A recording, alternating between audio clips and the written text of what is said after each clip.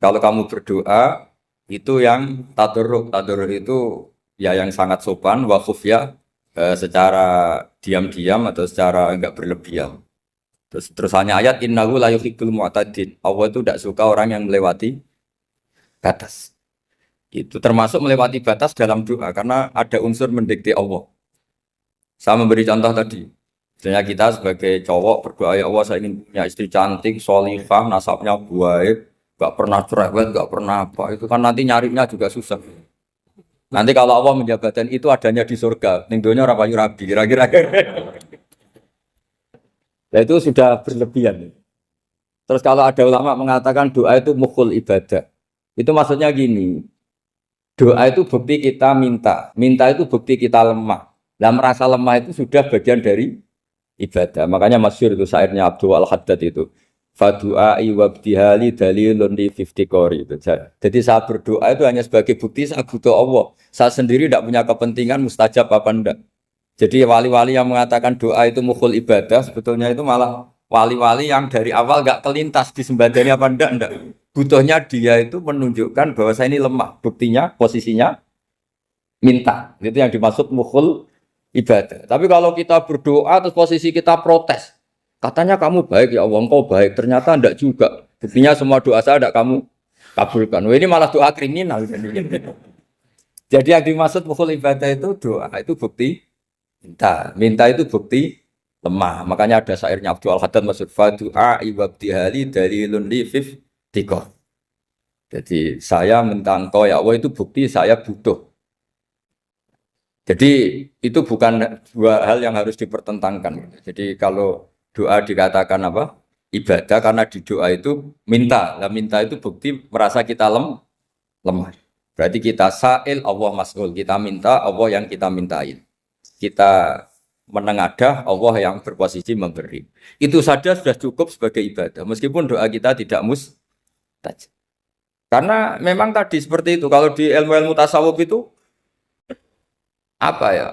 Doa itu memang benar-benar sudah mukul ibadah karena tadi perasaan merasa butuh sama Allah itu. Nah, merasa butuh itu, nah kalau kita berdoa merasa butuh sama yang kita minta, itu dalam ilmu tasawuf sudah kriminal, berarti kamu lebih butuh makhluknya. Misalnya begini ya, saya ingin punya rumah bagus, terus setelah punya rumah kredit saya utangnya banyak. Sebetulnya saya itu tidak pernah ingat Allah, gara-gara utang banyak, kredit jatuh tempo, terus melibatkan Allah. Ya Allah saya ini utang banyak, ini, terus tolong dibayar. Sebetulnya saya itu ingat utang. Cuma Allah tak libatkan kan. Lah itu tidak akan jadi wali. Yang jenis ini tidak akan jadi wali. Saya ingin jadi dosen. Melibatkan siapa ya nanya? Melibatkan Allah terus malam-malam bangun melibatkan Allah. Itu artinya apa? Kamu itu lebih ingin yang kamu minta ketimbang ingin Allah. Kalau wali itu enggak gitu, kangen Allah.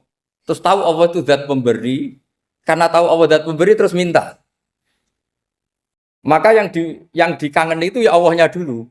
Kalau kita kan enggak punya kasus dulu, punya keinginan banyak dulu. Baru ingat siapa yang di saya. Oh Allah. Allah kita libatkan. Ya untungnya Allah baik, mau ramal utang bukan mikir. Untungnya Allah enggak jawab itu.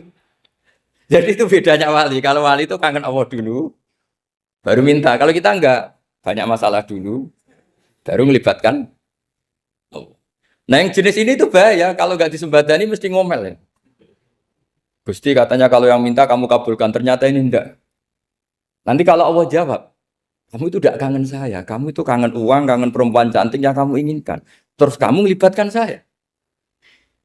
Urusannya apa saya dengan itu, Pak? Makanya tidak usah nuntut karena awalnya sudah salah.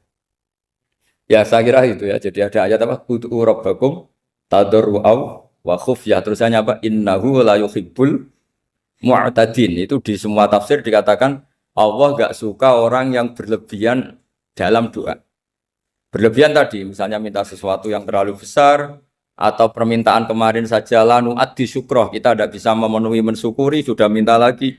Misalnya seorang jomblo, targetnya kan asal payu nikah. Tapi setelah nikah, bayangkan istrinya solihah, tidak cerewet, itu kan berlebihan. Hilang status jomblo saja, belum kamu syukuri, kok sudah minta macam-macam. Jadi harusnya kan syukur dulu ya. Sekedar laku nikah ini kan ada syukur yang harus seperti jadi dosen juga gitu. Sekedar jadi dosen harus kita syukuri dulu karena menjadi kita tidak nganggur. Itu kan satu harkat sosial yang luar biasa. Jangan tahu-tahu sudah hari kedua cari intensif, cari ini itu, syukurnya aja belum sudah kemana-mana. Lah itu sudah mu'tadin, sudah melebihi apa? Batas. Ya saya kira. Jadi begini ya masalah pendidikan ya. Kalau saya jawab pakai ilmu hakikat saja karena ini keahlian saya. Sebetulnya begini ya, kalau misalnya itu ya subjektif juga, misalnya bilang rata-rata alumni pondok ini sukses, alumni kampus ini sukses, yang ini tidak sukses, itu satu pasti subjektif. Karena biasanya yang diterkenalkan ya yang sukses-sukses. Sama saya punya tetangga dari pondok yang Anda sebut itu kebetulan tidak sukses semua. Itu jantung saya sampai ngeluh. Saya ini gimana kok? Ya, ya sudah seperti itu kan subjektif. Tapi menyangkut pendidikan itu begini ya, menyangkut hasil dari pendidikan itu. Andai kan kita bicara ilmu hakikat, misalnya kita mondok gitu, mondok kemudian jadi orang miskin, jadi orang yang menurut orang banyak tidak berguna di masyarakat. Ternyata kita ini orang yang kelihatan tidak punya karir, tapi kalau malam sujud sama Allah, punya anak niat memperbanyak orang sujud, terus punya ibu yang sakit-sakitan kita rawat. Meskipun kita tidak jadi dosen, tidak jadi menteri. Tapi indah Allah itu luar biasa karena berstatus ngerawat ibu, ngerawat anak, ngerawat istri. Nah Islam itu datang dengan jargon-jargon seperti itu. Sehingga Nabi kalau muji itu ada Uwais Al-Qarni, ini orang yang luar biasa. Ternyata dia itu punya ibu lumpuh yang kalau kemana-mana harus digendong. Ketika tetangga-tetangganya berhasil sowan Rasulullah itu Uwais Al-Qarni tidak bisa. Karena setiap ibunya dipamitin mau sowan ke Rasulullah itu sama ibunya nggak boleh. Tapi apa yang terjadi? Justru dipuji-puji Nabi sebaik-baiknya kurun. Kurun itu waktu adalah kurun yang ada Uwais Al-Qarni. Saya punya teman, ini kisah nyata, saya berkali-kali ngisi ngaji di komunitas ulama. Ini mungkin tidak bagus untuk kampus, tapi harus saya utarakan supaya ya kita evaluasi. Saya bilang gini, saya ini jadi kiai itu sering iri sama orang goblok. Orang goblok itu barokah kata saya gitu. Itu kiai-kiai kaget semua karena saya bilang orang goblok itu barokah. Saya beri contoh gini, misalnya saya pinter, terus juara MTQ, juara hafal Quran atau juara baca Quran secara tartil. Ujung-ujungnya saya dapat apa? Hadiah umroh atau apalah, atau hadiah rumah atau apa. Pertanyaannya adalah mendapat. Saya ulang lagi, mendapat. Sementara ada santri yang bodoh, gara-gara bodoh itu dosen UI yang enggak, jadi kiai yang enggak, akhirnya dia jadi pekerja di Korea. Barokahnya bodoh tadi. Karena di Korea melihat orang ateis, akhirnya dia kepikiran bikin masjid. Sebagian gajinya disumbangkan untuk masjid. Ini bodoh pendiri masjid. Tapi kita gara-gara dosen dakwah di masjid, ini pinter dapat uang dari masjid. Nah ini bukan nyindir, ini biasa saja. Ini maksud saya. Maksud saya, kamu jangan ngabaikan hidup. Akhirnya apa yang terjadi? Saya ini punya teman ini betul. Saya ini kan kecelok dulu tuh Gus Alim. Nasib saya di mana-mana dihormati. Kadang saya merasa dosa. Kok dihormati? Saya punya teman, dulu gobloknya minta ampun sekolah, sekelas maksudnya. Gobloknya, soalnya gobloknya harus disepakati. Sudah.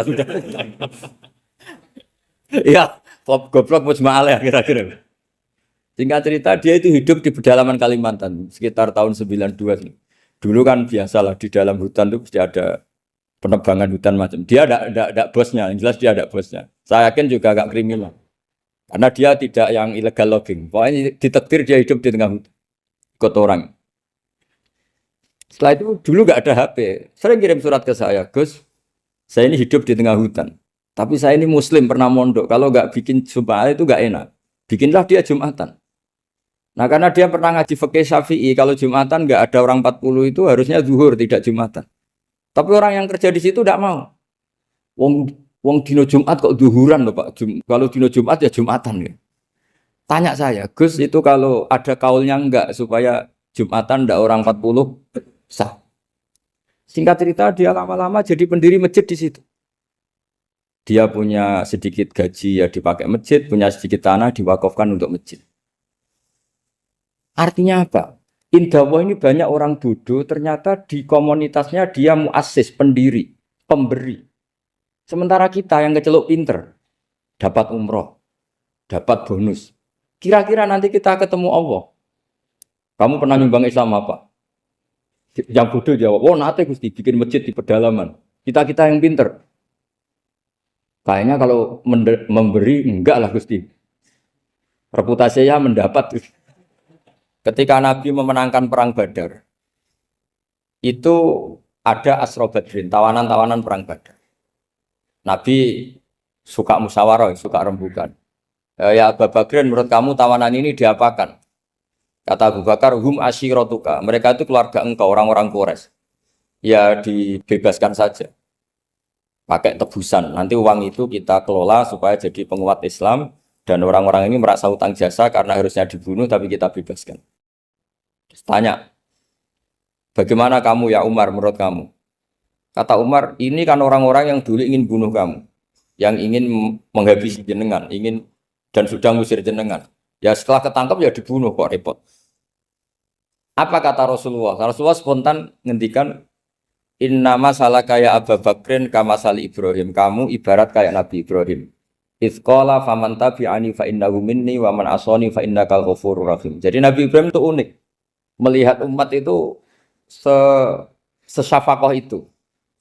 Syafakoh itu banget sayangnya. Nabi Ibrahim cara berpikir, faman tabi'ani fa innahu minni. Orang yang ikut saya ya Allah pasti golongan saya. Tentu layak masuk surga. Wa man asani, orang yang mendurhakai saya, fa innakal ghafurur rahim. Engkau Maha Pengampun. Bukan yang mendurhakai langsung masuk neraka, enggak. Engkau Maha Pengampun. Wa masalu kaya Umar kama salin Nuh. Isqala rabbila tadzar ala ardi mil kafirina dajara. Umar, kamu mirip Nabi Nuh. Inginnya semua orang kafir dihabisin. Ya masyhur kan Nabi Nuh itu enggak ingin ada orang kafir sampai ada banjir tufan. Nah kalau sampean tanya bedanya apa dengan garis keras sekarang? Bedanya ya beda sekali. Kalau Nabi Nuh benci sama orang kafir itu diserahkan yang punya. Sehingga yang punya yaitu Allah yang menghukum dengan banjir bandang. Tapi kalau kita kan kadang kita bertindak sendiri. Jadi potensi disalahkan. Yang jelas dalam hadis-hadis sahih, Nabi Nuh itu tidak bisa mensyafaati karena itu. Ketika diminta syafaat, ini hadis sahih bukan ada di Bukhari, ada di Muslim. Karena biasanya kalau di kota itu ditanya ini sahih enggak? Untungnya yang tanya kadang enggak paham, ini alhamdulillahnya jadi wah repot. Nabi Nuh itu diantara sebabnya enggak bisa mensyafaati adalah pernah corong Jawa maksudno kaume. Kalau dalam bahasa Arab itu da'a li Zaidin berarti mendoakan positif. Kalau da'a la Zaidin mendoakan negatif. Kalau orang Jawa itu ada doa, ada pasot. Nabi Nuh adalah orang yang pernah maksudkan kaumnya. Nah, saya cerita sedikit tentang Nabi Nuh dan Nabi Ibrahim. Nabi Ibrahim dianggap tadi cerminannya Abu Bakar, dianggap niru Ibrahim, cerminannya Umar, dianggap niru Nabi siapa? Nabi Nuh. Lalu kalau sampean tanya, bedanya gimana? Begini logikanya. Kita mengkaji secara akademik begini. Ada ulama besar, namanya Abdul Hasan Asyadzili, itu masyhur di Indonesia menjadi Thariqah Asyadziliyah. Terus ada seorang muridnya minta gini, ya Abdul Hasan Asyadzili, tolong saya dikasih ijazah supaya saya tidak pernah maksiat di bumi ini. Karena saya takut sama Allah, kalau saya maksiat itu merasa tidak nyaman dengan Allah. Abdul Hasan Asyadzili ini malah marah besar. Atuhibbu alla tadhharu maghfiratu. Kalau kamu tidak pernah maksiat, berarti kamu suka maghfirahnya Allah Ta'ala itu tidak kelihatan. Karena tidak ada yang maksiat. Tapi bukan dukung kamu yang tidak. Ini cerita ilmiah. Tapi kalau Said Abdul Al-Haddad, itu kebalikannya. Ada orang fasik gitu, hidup berkeliaran, mengganggu masyarakat, ganggu ketertiban agama. Ada kiai atau siapa gitu mendoakan supaya tobat atau dikasih panjang umur supaya nanti bisa tobat. Itu beliau, Said Abdul Al-Haddad marah besar. Man da'a li fasikin bil baqa faqad ahabba ayu sawahu fi ardi. Orang yang mendoakan orang fasik hidup berarti dia suka Allah dimaksiati di buminya. Jadi akhirnya jadi kutub besar, yang satu Sadziliyah, yang satu Haddadi. Kenapa ya? Karena tadi yang satu cerminan Nabi Isa, yang satu cerminan Nabi Yahya. Sebagaimana sabda Rasulullah tadi, ulama ummati ka anbiya'i bani Israil. Juga masyhur dalam aplikasi pengajaran juga gitu. Masyhur sekali dalam kitab-kitab diceritakan.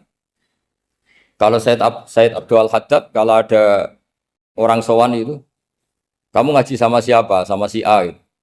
Pernah nangis gak pas ngajar? Gak pernah. Udah ndak terus, nggak usah diterusin ngaji orang seperti itu. Artinya atas ya, wong ora iso nangis ya. Tapi kalau Abu Hasan Asadili kebalikan, kamu ngaji sama siapa? Sama si A. Pernah tertawa enggak kalau ngaji? Enggak pernah. Udah, enggak usah ngaji sama orang itu. Orang enggak bisa syukur.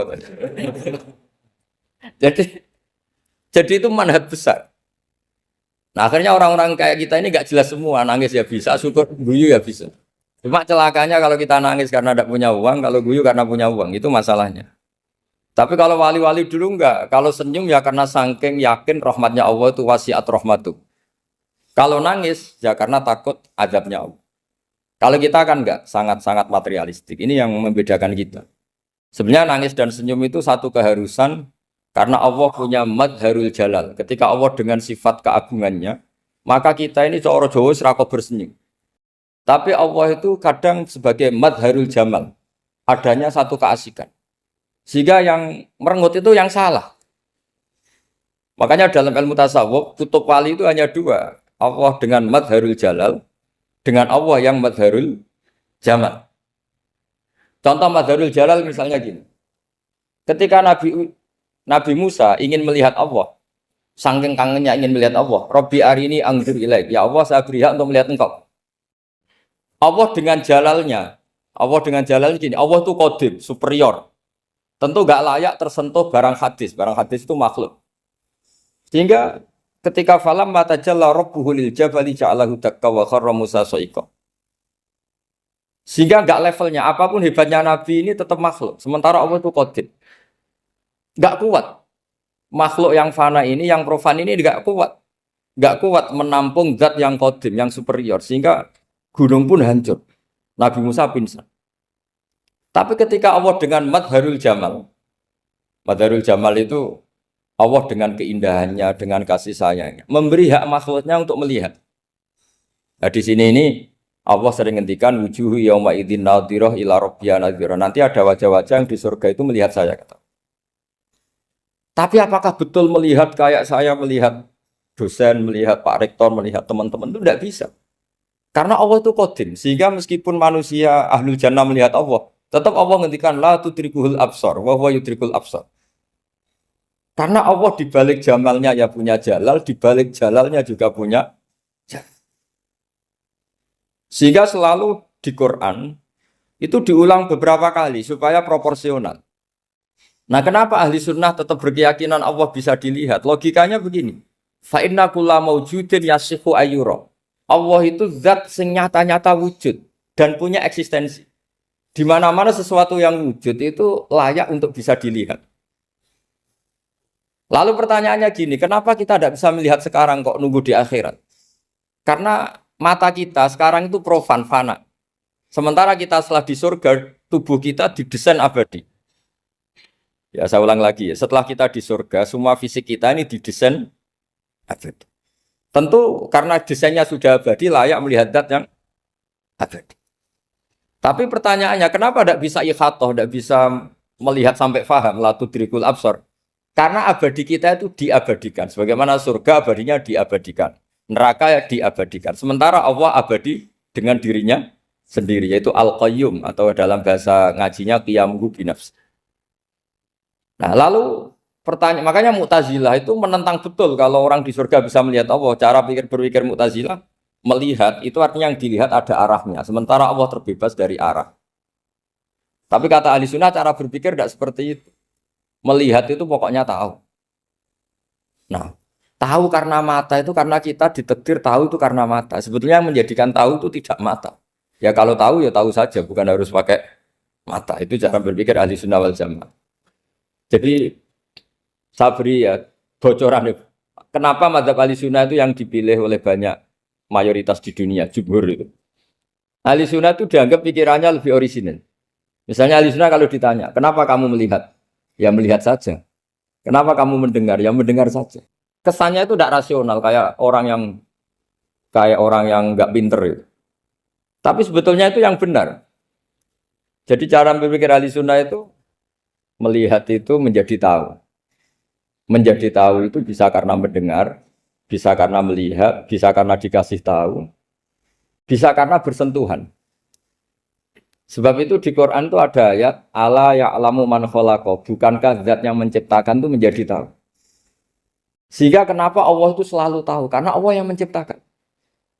Kalau kamu tahu karena mata, sekali itu jauh, maka kamu tidak melihat.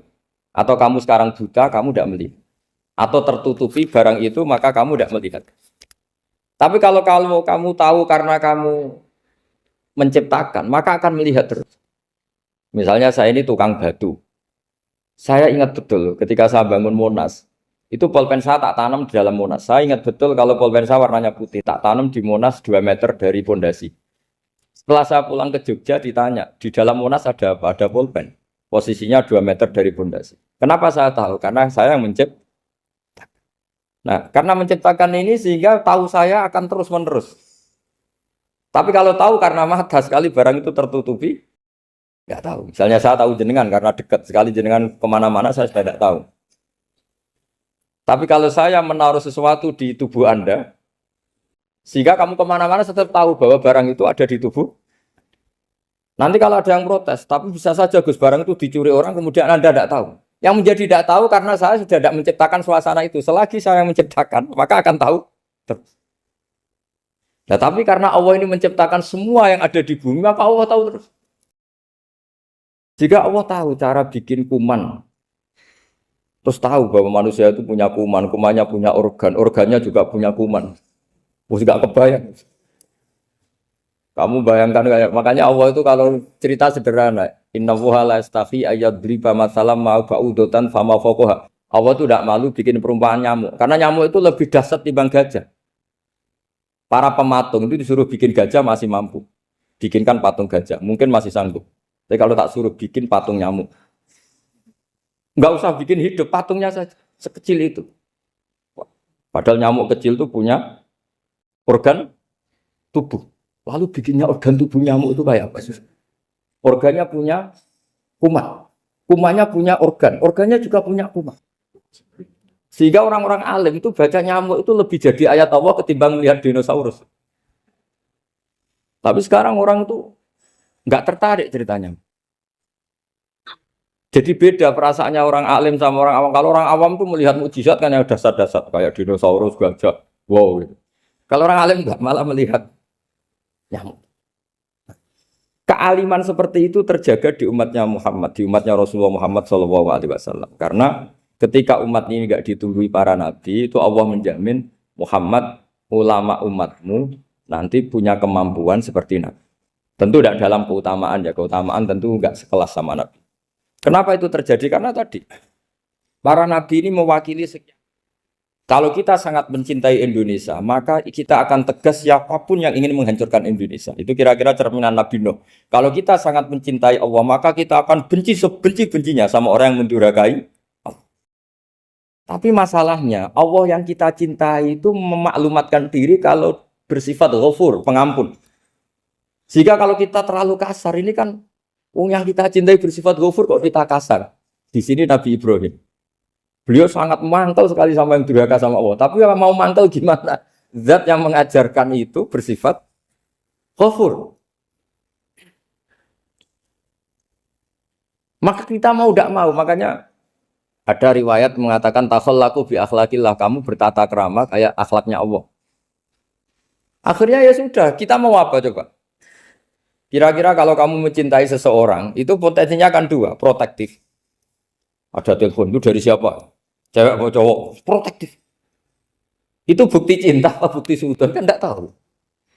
Tapi misalnya kamu cinta perempuan terus WA-an sama lelaki nggak apa-apa, jalan sama lelaki nggak apa-apa, sama masa lalunya pacarnya juga nggak apa-apa. Itu cinta apa pembiaran? Kan sama-sama nggak jelas. Nah kira-kira mencintai Allah itu kira-kira analoginya seperti itu. Kalau yang satu protektif, Allah harus zat satu-satunya yang disembah.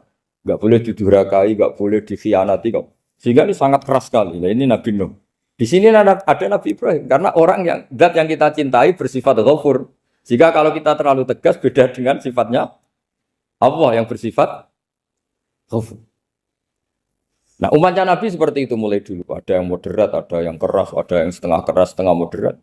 Ada yang ngambil sikap, oh urip mangan turu, ngenteni mati. Itu lebih baik itu timbang punya istihad tapi gak jelas mendingan Itu ada riwayatnya, suatu saat ibadah akhir umatku terbaik adalah tidur.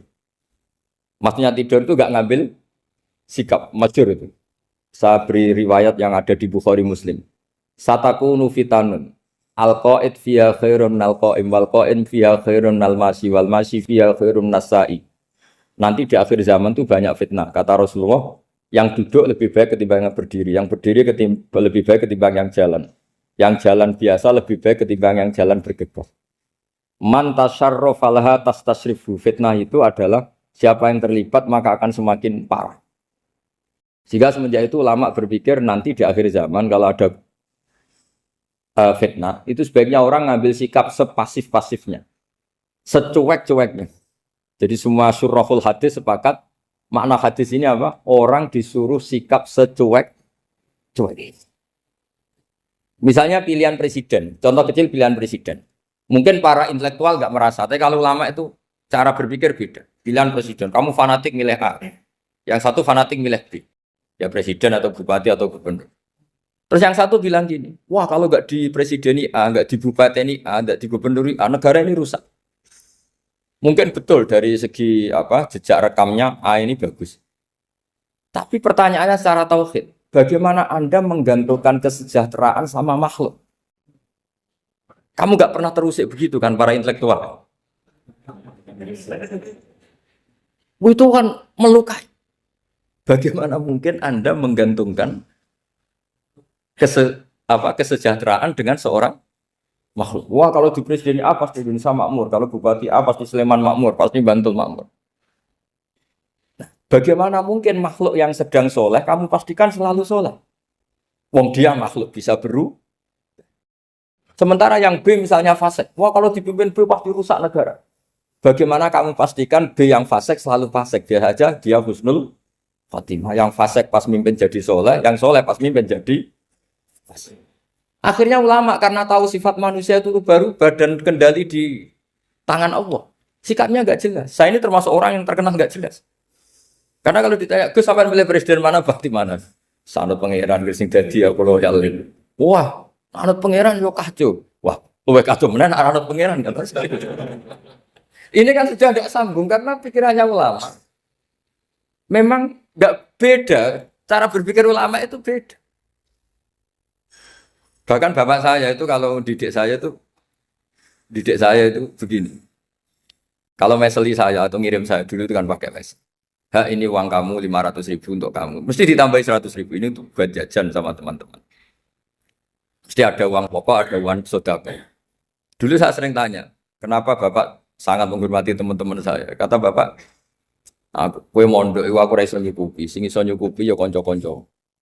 Ternyata betul, rata-rata anak kuliah atau anak mondok, uang pribadinya kan 8 hari dari dikirim sudah habis. Berarti kan masih 22 hari, kok bisa hidup itu kan barokahnya teman-teman itu. Malah yang agak beling itu 1 hari sudah habis, berarti ada 29 yang bergantung sana-sini. Sehingga Nabi dulu cara ngendikan itu unik. Kata Nabi, da'un nasayar zuku wahu ba'duhum ba'duh. Menusau barnawa, enggak saling memberi rezeki. Ketika ada collab, Medina itu pernah collab, terus sekarang pernah defisit. Beberapa pakar ekonomi datang ke Rasulullah, ya Rasulullah, sa'ir, tolong dikasih harga standar. Tapi apa jawabannya Nabi? La tusairu fa inna Allaha wal musair. Kamu jangan kasih harga, Allah sendiri yang menentukan harga itu. Terus kata Nabi, kenapa engkau begitu ya Rasulullah? Ini negara harus ditentukan harga karena gini-gini. Kata Nabi, saya tidak ingin ketemu Allah dalam keadaan dolim. Tapi ini tentu di teori ilmu modern ini masalah. Tapi menurut orang modern. Tapi kalau menurut ilmu hakikat itu nggak akan masalah. Misalnya, kenapa Nabi tidak menentukan harga dalam keadaan negara seperti itu? Jawabannya pakar-pakar hakikat. Ya saya ulang lagi pakar-pakar hakikat. Begini, misalnya ada orang menimbun supaya nanti harganya mahal. Terus ditimbun terus sampai nunggu harganya mahal. Lama-lama dia sadar kalau timbunannya nggak ada gunanya karena ternyata orang nggak beli. Nah, ketika orang nggak punya kemampuan beli, yang menimbun juga tidak punya uang. Nah, tapi kalau sampean tanya, tapi Gus nak tuku barang pokok kan kita mati karena kehabisan stok. Itu masalah tauhid Anda. Bagaimana mungkin kamu bayangkan seorang makhluk tidak bisa hidup atau nggak dapat rezeki? Nabi itu orang yang sampai ke derajat hakikat dari tidak pernah bayangkan gitu. Salah sampean jadi orang yang tauhidnya masalah. Sehingga terus bayangkan, wah kalau negara ini kayak, wah kita makan apa? Kalau negara nggak stabil, wah kita gimana? Itu tidak bisa seperti itu. Dulu ketika kita dijajah Belanda, itu kiai-kiai kita, Mbah Hasyim Asy'ari, Mbah Ahmad Dahlan, mondoknya di Mekah. Sampai alim alama, dua beliau, Mbah Hasyim sama Mbah Ahmad Dahlan itu ngajinya sama-sama Syekh Khotib Minangkabau. Cuma Mbah Hasyim lebih menekuni ke Syekh Mahfud Termas, yang satu menekuni Syekh Khotib Minangkabau. Jadi dua beliau itu ngaji di guru yang sama. Mbah saya, buyut saya itu ya sudah mondok Mekah. Zaman dijajah Belanda. Sekarang kita agak dijajah, agak mondok di sana. Buyut saya itu zaman itu sudah haji. Buyut kelima saya. Itu dulu kalau ingin cari tempat yang teduh, itu masuk ke gua. Itu masuk gua itu hanya kepalanya saja. Kakinya masih di luar. Karena gua di Arab tidak seperti gua di sini. Kalau gua di sini kan orang bisa masuk semua. Kalau gua Arab kan hanya celah-celah batu-batu besar. Sehingga ketika Rasulullah hijrah ke Madinah, singgah di gua Sur, kata Abu Bakar gimana? Andai kan ada orang kafir di depan gua. Kata Abu Bakar gimana? Andai kan mereka melihat kakinya, pasti melihat kita. Karena gua di sana itu satu tubuh tidak bisa masuk penuh. Kalau gua di sini kan ada yang mobil saja bisa masuk. Nah itu bahasanya kalau mau istirahat itu masuk gua, separuh badan di dalam gua, separuhnya masih di. Nah sekarang terus kita bilang, wah kalau kita negara tidak stabil, kita haji kemana dulu? Zaman dijajah Belanda ya kita. Jadi yang berusaha terangkan di antara sifat dasar orang-orang baik adalah di mana saja, kapan saja itu memberi manfaat. Termasuk tentu saat paling sulit. Jadi Nabi Isa menceritakan dirinya itu wa ja'alani mubarakan nama kuntu, saya ditakdir Allah berada di mana saja memberi berkah, memberi kemanfaatan bagi orang lain. Ada beberapa cerita tentang Nabi Isa, jadi perlu diketahui ada 3 nabi yang seperiode, satu Ibrahim dan Nabi Lut. Ibrahim itu sama Nabi Lut itu pernah paman. Kedua Nabi Musa dan Harun. Sebetulnya yang jadi nabi itu Nabi Musa, tapi Nabi Musa karena alsak, lisannya anda jelas, minta Nabi Harun, ya tentu minta kepada Allah supaya Nabi Harun jadikan nabi. Terus ketiga, Nabi Isa dan Yahya. Yahya bin Zakaria, terus Isa ini pernah keponakan Zakaria. Kira-kira kalau di Jawa ya misanan antara Yahya dan siapa? Isa. Jadi ada 3 nabi yang seperiode. Tapi yang paling berkompeten, yang sederajat kira-kira seperti itu hanya Isa dan Yahya. Karena Nabi Lut dan Nabi Ibrahim itu beda level. Karena Lut ini pernah keponakan, jadi hubungannya kira-kira yang murid dan guru. Terus Musa dan Harun itu juga nggak level, karena Nabi Harun ini jadinya Nabi itu atas permohonan Nabi Musa. Sehingga meskipun Harun itu kakaknya, tapi nggak berani bantah. Jadi Nabi Musa itu dalam cerita, beliau itu alsak. Alsak itu lesannya agak kedal.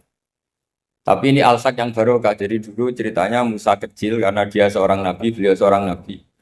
Itu kalau melihat Fir'aun itu mangkelnya bukan main. Padahal kecilnya dirawat Fir'aun. Singkat cerita mulai kecil sudah usil. Kalau melihat Fir'aun itu ya jenggotnya dipakai mainan. Pokoknya nakal. Lama-lama Fir'aun curiga, dasar orang Israel. Nabi Musa ini turunan Israel. Lama-lama Fir'aun itu yakin kalau itu sengaja. Akhirnya Fir'aun mau membunuh Musa. Terus kata istrinya Fir'aun, Musa itu masih anak kecil. Jadi seperti itu ya bawaan anak kecil, bukan bawaan kebencian terhadap orang Kipti, orang Mesir. Kalau dalam bahasa kitab kuno Mesir itu Egypt Al-Kipti, makanya disebut Maria Al-Kiptiyah. Kalau orang sekarang bilang Egypt itu bahasa kunonya Mesir itu Al-Kiptiyah. Nah, memang secara bahasa Arab Mesir itu nggak mungkin, bahasa Arabnya Mesir itu nggak mungkin karena Misro itu maknanya kota. Jadi kalau kamu bilang kamu kemana, ke Misro, ke kota, lah kota mana? Ya kota Mesir, itu bisa debat kusir. Jadi ya kayak kita lah, kita sekolah di mana? Di madrasah. Madrasah terjemahnya apa? Sekolah. Nah, kemudian oleh istrinya Fir'aun ya gini saja, buktikan kalau Musa itu masih anak kecil. Masyhur itu dalam cerita dikasih bara api sama apel. Sebenarnya Musa kecil ini sudah pinter mau milih apel. Sama malaikat Jibril diarahkan tangannya itu ngambil apa? Bara api terus dikunyah. Itu yang menyebabkan lisannya Musa itu alsak, agak pelat. Nah, ketika jadi rasul itu akan repot karena nanti harus pakai penerjemah. Jadi seorang rasul tapi lisannya tidak apa? Cakap. Akhirnya Nabi Musa realistis ngendikan ketika diutus wa akhi Harun wa afsahu minni lisanan fa arsilhu ma'iyarid ayyusaddiquni inni akhafu ayyukadzibun. Ya Allah, saudara saya Harun itu lisannya lebih fasih. Tolong jadikan dia rasul sebagai penguat saya. Akhirnya Allah mengabulkan doanya Nabi Musa, kemudian Harun dijadikan sebagai apa? Rasul. Sehingga meskipun satu angkatan, Harun dan Musa ini enggak level. Artinya enggak level itu ya Harun yang takut Musa. Terus ketiga ini Nabi Yahya dan Nabi Isa. Ini umurnya ya seangkatan, kecerdasannya, jadi nabinya sama-sama mulai kecil. Kita tahu Nabi Yahya termasuk yang diberi khitab Allah, ya Yahya khudil kitab biquwwah wa atainahu hukma sobiyya. Yahya berpeganglah kitab secara kuat dan dia saya kasih kenabian ketika kecil. Sama dengan Nabi Isa yang disebut wa yukallimun nasa fil mahdi wa kahla. Sehingga karena selevel dua nabi ini menjadi figur besar dalam manhaj, dalam metode dakwah. Dua karena masih misanan tadi, kalau Jawa kira-kira mirip misanan.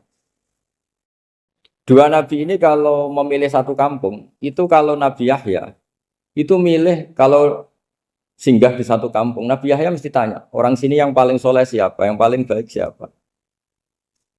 Ya terus singgah atau nginap di rumahnya orang baik tadi.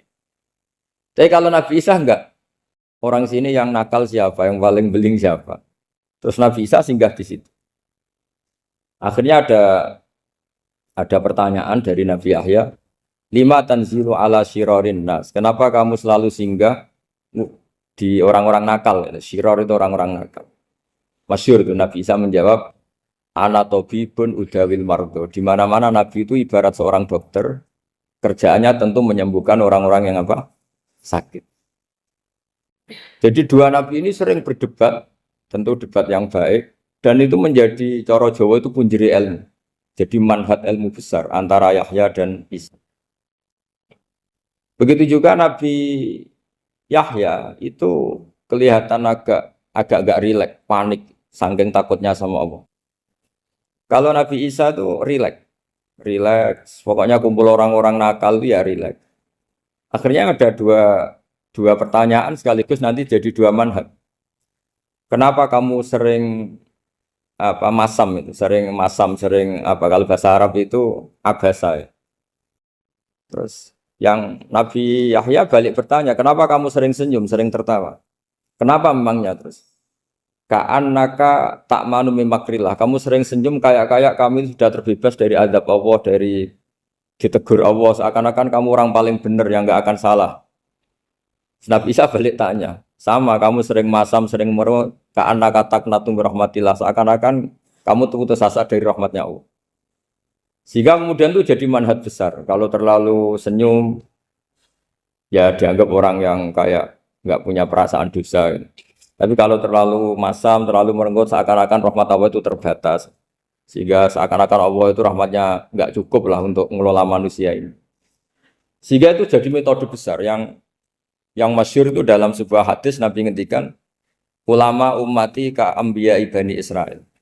Ulama umatku itu kapasitasnya atau fungsinya atau manfaatnya setingkat nabi-nabi Bani Israil. Karena ketika umat ini enggak ditunggui para nabi setelah Rasulullah SAW, itu yang nunggui hanya ulama. Tapi ulama ini sudah cukup mewakili para nabi Bani Israil. Dan banyak syurahul hadis, para menyarah hadis mensarahkan, Nabi tidak ngendikan ulama ummati kamisli seperti saya, tapi ka'ambiyai Bani Israel, bagaimana nabi-nabi Bani Israel. Nabi Bani Israel itu macam-macam. Termasuk ada yang tidak nikah, yaitu yang bernama Yahya dan Isa. Delala umatnya Nabi itu ada orang alim alamah yang ilmunya melegenda, yaitu namanya Imam Nawawi. Itu tidak nikah. Sampai kabudut. Meskipun dalam ajaran syariatnya Nabi, an-nikah sunnati, tapi selalu ada orang yang ditakdir tidak nikah. Karena masyhul, karena sibuk ngurus ilmu. Bukan karena tidak laku, yang jelas itu bukan karena tidak laku. Imam Nawawi itu ganteng, orangnya ya normal. Tapi karena sibuk nulis, beliau sampai kabudut itu tidak nikah. Imam Sibawayh itu suka sekali sama ilmu, menjadi istri utamanya ya ilmu. Dia ganteng, Sibawayh itu maknanya tuh apel, dia ganteng sekali, sampai banyak cewek yang senang. Akhirnya dia nikah. Saya nggak pernah dikumpulin. Dia belajar terus. Ketika beliau ke pasar, dulu nggak ada supermarket, beli kertas, kitabnya dibakar semua sama istri. Dikira istrinya terus mencintai dia, malah diceraikan. Itu siapa Imam Sibawayh. Terus ada umatnya Nabi yang paling unik di dunia. Mungkin Pak dosen, saya kiai pun nggak bisa nih. Ada orang tuh ganteng sekali, istrinya cantik sekali. Itu tahu-tahu sudah 10 tahun tidak pernah hubungan suami istri. Karena ketika si suami itu tahu istrinya cantik, itu langsung sholat sujud syukur, sholat terus. Saking senengnya punya istri cantik. Yang istrinya cantik juga solihah, tahu suaminya ganteng ya terus sholat terus syukur. Itu sampai berhari sampai bertahun-tahun. Terus ketika ketemu, cocokan, dek kita sudah nikah berapa? Terus dilihat, kayaknya sudah 10 tahun, tapi tidak pernah hubungan. Oh itu nggak kebayang, itu ganteng sama cantik. Kalau jelek sama jelek itu mungkin. Yang satu villa, naudzubillah, satu itu kan nunggu rafa saja. Ini nggak ganteng sama cantik. Nah kenapa kualitas ulamanya Rasulullah itu bisa seperti Nabi Bani Israel? Karena agama ini, umat ini sudah ada ditunggui para nabi. Jika mau tidak mau kualitas ulama, alhamdulillah barokahnya Nabi itu berkualitas kayak nabinya Bani Israel. Soal kebahagiaan, nenek moyang pulau jenengan tuh anaknya banyak, dijajah Belanda, jajah Jepang ya nyatanya anaknya banyak. Itu kira-kira bahagia apa enggak? Nah, artinya gini ya tentu kita tidak ingin dijajah itu tentu ya, tapi kita ini selalu latah. Wah kalau ekonomi jatuh kita makan apa? Kalau kita dijajah kita tidak perlu seperti itu. Rahmatnya Allah Ta'ala itu akan adrokatna. Rahmatnya Allah Ta'ala akan menemukan kita. Apapun kondisi kita, apapun keadaan kita. Ini cara berpikir tauhid. Sehingga Nabi itu tidak pernah bayangkan umatku narata tunggoni piye, ditunggoni Allah. Sehingga masyhur dalam hadis-hadis sahih, la tazalu ta'ifatun min ummati dzahirina 'alal haq la yadurruhum man khadalahum wala man khalafahum wala man nawa'ahum. Selalu di umatku ada kelompok-kelompok yang selalu membela kebenaran dan tidak akan terkalahkan oleh kesesatan di akhir zaman. Kenapa? Cara berpikir orang tauhid itu sederhana begini. Allah menamakan dirinya Al-Hadi, penunjuk jalan. Dan sifat Allah pasti nafidah karena Allah tidak terkalahkan. Sama seperti Allah menyifati dirinya Ar-Razzaq, Ar-Razik yang memberi rizki. Maka orang segoblok apapun, selumpuh apapun, selemah apapun tetap dapat rizki. Sama, Allah mensifati dirinya Al-Hadi, memberi petunjuk. Maka zaman serusak apapun orang tetap dapat petunjuk. Sehingga kita tidak perlu khawatir, wah nanti zaman kalau sudah rusak nasib Islam gimana? Ya coba sekarang, nasib Islam gimana? Ya baik-baik saja. Dulu ditunggoni wali songo ya banyak orang Islam. Sekarang nggak usah wali songo. Ditunggu dosen-dosen yang ngajar aja tunggu digaji. Kiai pidato ya ada yang beri salam template.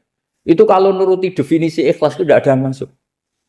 Tapi meskipun demikian agama juga jalan. Kenapa agama ini jalan? Karena Allah Al-Hadi, penunjuk jalan. Ketika Allah mensifati dirinya penunjuk jalan dan sifatnya Allah pasti nafidah, pasti terjadi. Karena Allah tidak pernah gagal. Sehingga agama ini akan ada terus sampai akhir zaman. Coba Amerika kayak apa? Islamofobia. Di Amerika tambah lama tambah banyak Islam. Eropa juga gitu. Australia juga gitu. Andai kan nuruti teori sosial. Sudah dunia sudah materialistik kayak gini. Orang dohirnya itu akan meninggalkan agama. Nyatanya tidak juga. Saya pernah di Korea seminggu. Itu di negara ateis. Itu TKI ke sana tuh nyari uang. Ternyata ya kepikiran bikin masjid, bikin komunitas Islam. Coba siapa yang menggerakkan hati itu? Hanya Allah Subhanahu wa Ta'ala. Ya, jadi cara berpikir tauhid saya ulang lagi, saya mohon sekali di pengajian ini saya cerita wajah alani mubarakan aina ma kuntu. Jadi cara berpikir sekian nabi, terus kita punya karakter tertentu, kita milih nabi ini itu sah. Karena ulama ummati ka'ambiyai Bani Israel. Ulama umatku itu ibarat kayak nabi Bani Israel. Jadi ada yang milih tadi. Seperti Nabi Isa fokusnya ngurusi orang-orang nakal. Itu juga bagus karena di mana-mana nabi itu seperti dokter. Tapi Nabi Yahya hanya berkawan sama orang-orang soleh. Kita tahu berkawan orang fasik itu resiko ketularan. Iman pas-pasan wae kancanan wong fasik kan taqabbalallahu minna minkum gitu. Wong kamu sendiri tidak sehat-sehat amat berteman orang penyakitan kan bahaya. Tapi kalau kamu sebagai dokter kok hanya berteman orang sehat lalu kamu penelitiannya gimana? Masa saya dokter spesialis, pernah penelitian, semua orang sehat saya pernah saya teliti. Itu dokter aneh apa enggak? Saya dokter spesialis TBC, spesialis paru-paru. Yang kamu teliti siapa? Semua orang sehat. Pernah meneliti yang sakit? Enggak pernah. Kan ya jadi dokter aneh. Tapi misalnya terus kamu sendiri terus berteman orang penyakitan terus kan ya rawan tertular.